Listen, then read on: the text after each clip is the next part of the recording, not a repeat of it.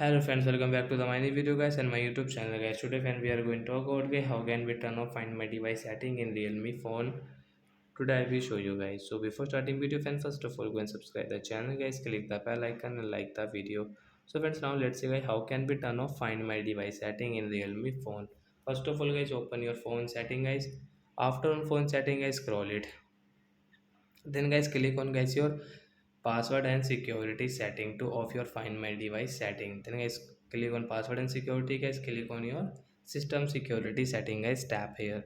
So friends, you can see find my device is on. So guys tap here guys, you want to off your find my device setting, so you can off from here.